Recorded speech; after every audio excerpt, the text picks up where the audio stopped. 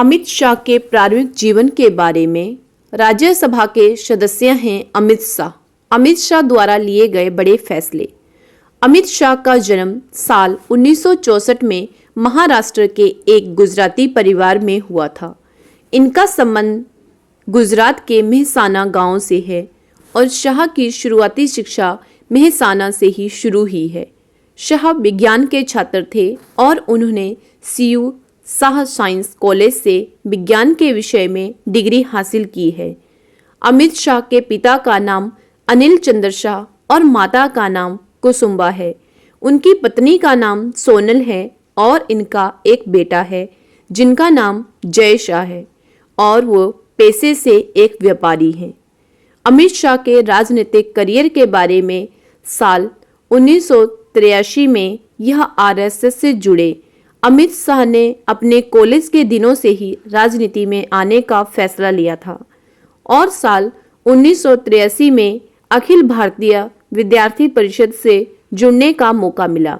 बाद में साल 1986 में यह बीजेपी पार्टी में शामिल हो गए। इन्होंने पार्टी के लिए प्रचार प्रसार करना शुरू किया। इनको 1997 में पार्टी की ओर से विधानसभा चुनाव लड़ने के लिए टिकट दिया गया था, जिसके बाद उन्होंने गुजरात के सरखेज विधानसभा सीट से चुनाव लड़ा, जिसके बाद उन्होंने 3 बार यहां से चुनाव लड़ा और जीत हासिल की। साल 2000 में मंत्री पद मिला।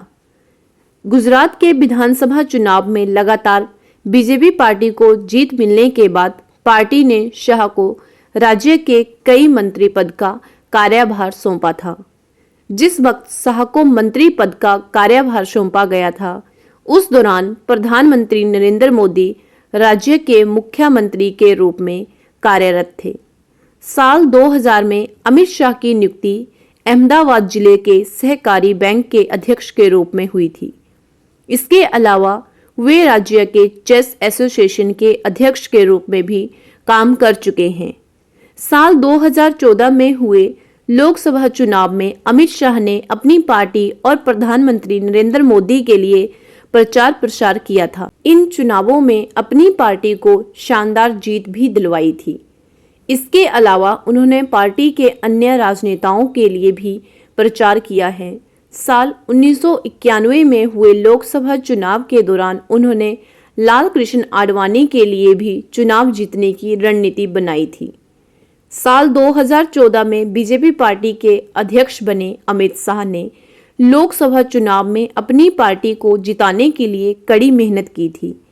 वहीं इन्हें साल 2014 में पार्टी के अध्यक्ष की जिम्मेवारी सौंपी गई थी, जिसके बाद उनकी अध्यक्षता में कई बड़े राज्यों में बीजेपी ने जीत हासिल की और साल 2016 में एक बार फिर उन्हें दोबारा इस पद के लिए चुना गया था। लेकिन साल 2019 में लोकसभा चुनाव जीतने के बाद नरेंद्र मोदी के नए कैबिनेट मिनिस्टर में अमित शाह को गृह मंत्री का कार्यभार सौंपा गया था।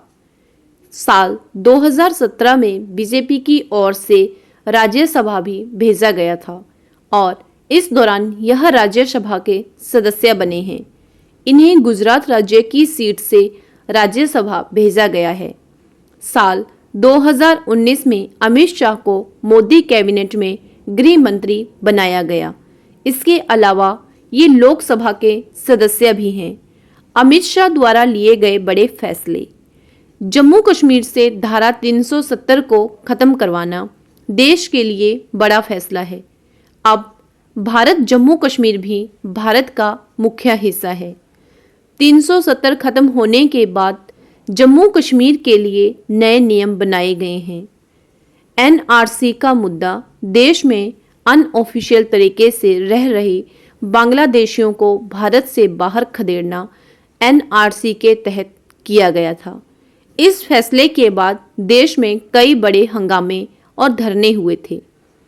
नक्सलवादी का मुद्दा।